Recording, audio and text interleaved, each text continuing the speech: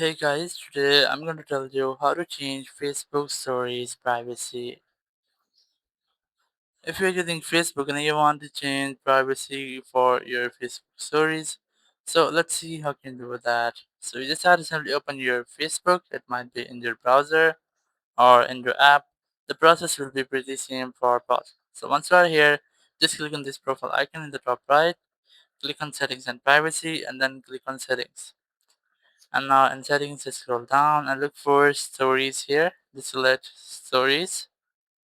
And here you can see your story. You just have to click on it and just select to manage who can see your story. You can select your public or only friends or your friends accept some friends or select some custom friends from here. Just have to click on it and just select your friends you want to share your story with. Or if you want to hear your story with public or anyone on Facebook or Messenger can see your story, so you can select this one and then click save. Then click save again and your story settings will be saved. So this is the way you can easily change your privacy for your stories. Thank you very much for watching the video. Until next video, bye bye.